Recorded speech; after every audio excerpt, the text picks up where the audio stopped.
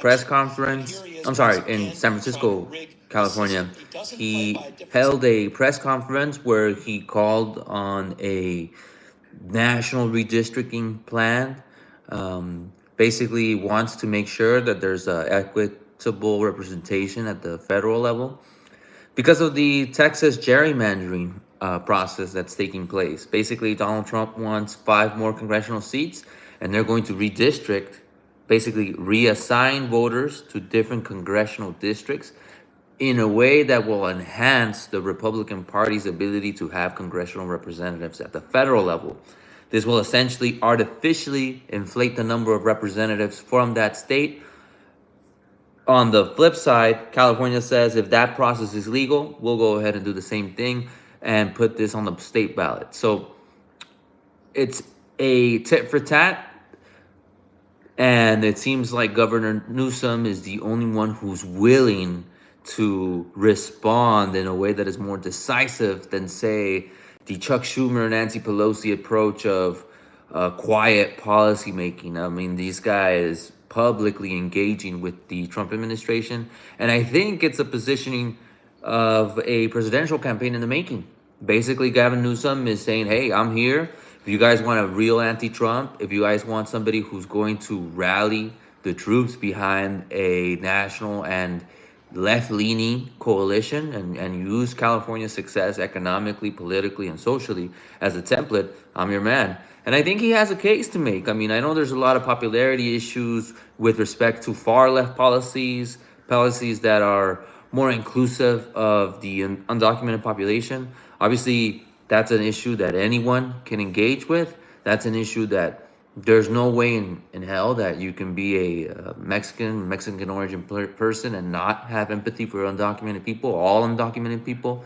But also, there's been an issue where folks are trying to tap into a already strained budget and trying to justify the reallocation of healthcare in a certain direction. And I think that's what has provided a lot of controversy. Basically, when Newsom struck down the ability for healthcare to be assigned across the state, I think he made a political calculation and a budgetary one where he made it so that immigrants couldn't get new enrollees couldn't engage the California's Medicare system. And so when that happened, there was quite a lot of controversy. But right now, in our book, Newsom is the only legitimate opposition party leader to take on Donald Trump, because Governor Newsom is essentially saying, hey, what's up? How you doing, Real Edits? Governor Newsom is essentially taking on the unenviable task of representing the most reasonable faction, most popular faction of the Democratic Party, but in the same tone and tenor as the Trump administration, right? Hard social media, no real, how would I put, no real inhibition when it comes to responding in the same style as, what's up? How you doing, Thanos? What's up?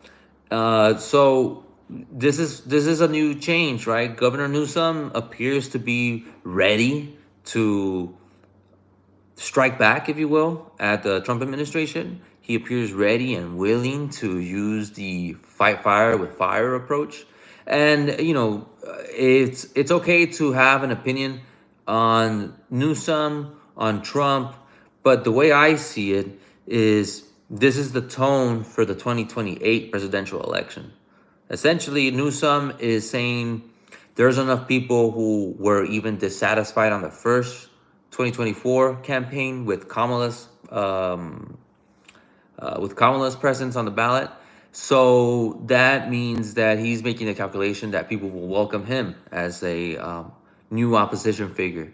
And a true opposition figure, because usually the political opposition in any country, doesn't matter which one it is, will have to be early in the process of highlighting what's right and what's wrong with the political policies of the country in order to factor into the national spotlight. So right now, what seems to be wrong from the perspective of various Democratic leaders is that There are massive amounts of new debt being written into the system with the big beautiful bill, and simultaneously a massive withdrawal of social net funds and social net priorities. So I think in this scenario, you see that Newsom is presenting himself as one of the real alternatives to the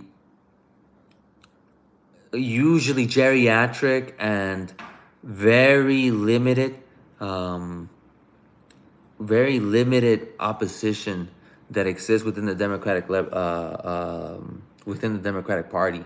So I'm gonna put Great Legend on timeout. He seems to not have any real respect for people who are trying to communicate the news. So let's put him on timeout. Timeout on Great Legend. Awesome.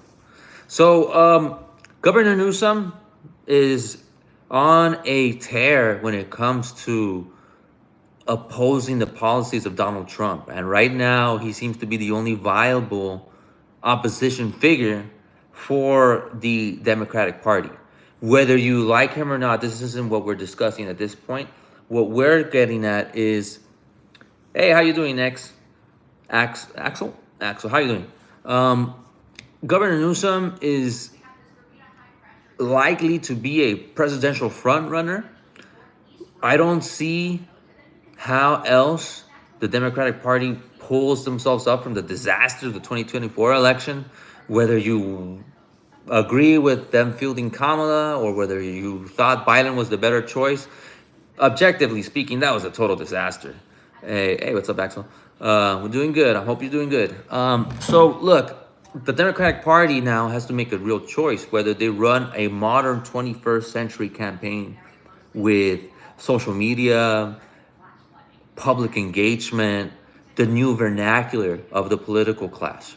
Because the political class talks like your coach at the gym or like anybody in a normal social setting. They talk the way individuals speak to one another in their private life. So I think that was the adjustment that the Democratic Party couldn't make. And so party leaders, figures like Hillary Clinton and figures that were more traditional in that sense, they couldn't adapt. They didn't have a response, man. They were talking about public position and private thoughts and having a duplicitous stance when all people wanted to hear was their position in a language that they could understand. And it's evolved. And now it seems like Newsom, whether you like him or not, it's not about that. Whether you like him or not, the news is Newsom is readopting the vernacular of the general public and putting it for the Democratic Party. And that seems to be the way to play into the presidential election of 2028. It's very unlikely that there's an alternative to that. I mean, if you don't position yourself early, you won't make much of a case. And Newsom is doing it in the last, say, 12 months of his governorship in California. He can't be reelected. I don't think he's going to run for a lower office. I think he's going to go straight to the presidency. And if it doesn't work out, he retires. Guy's famous enough to be a consultant for the rest of his life. But the problem here is that the Democratic Party doesn't seem to be rallying behind them as most people would want. And I think if Newsom can rally some of the center and the far left to his cause, he can have a very viable opposition platform and run on the basis of that goodwill. So I think that's the news, right? Governor Newsom is holding press conferences calling for the redistricting of California in order to have Democratic presence be more marked and to cancel out the Texas gerrymandering process that allows them to create 5 new seats out of thin air.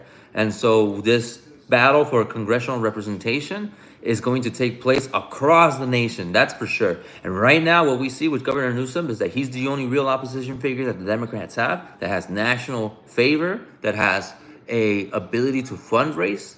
He already has a super PAC. Who knows if that's going to be reproportioned for the Democratic Party's presidential nominee? So it seems clear to me that Newsom is doing the campaigning now in 2025 to get ready for 2028. So it's going to be campaign mode Newsom for the next 3 years, just like how Trump did campaign mode for 3 years before his re-election. And I think people are starting to readapt to this new order where, hey, you can be a politician and campaign until you actually get to power, and campaign very early on and telegraph your intentions by always being in the public's radar and doing it in the way that the public really engages. I mean, people have been struggling with the Democratic Party because they just have no message, man. They don't speak the people's language. They don't have a way of relating to them. They're way off in terms of what's political correctness and what's relevant. They just don't engage with the public the way they normally speak. You know, the majority is not racist. The majority is not homophobic, but that's not their entirety of their lives. They have economic concerns. They have general concerns, just like most people. And I think when the public party, when the party of the Democrats realigns itself with this new vernacular, they'll be a force to reckon with. But they still have to go through their old guard, who is not going to let go of power, man. These people do not want real jobs. So that's the message. Newsom seems to be in play. Newsom's probably running for president. So yeah.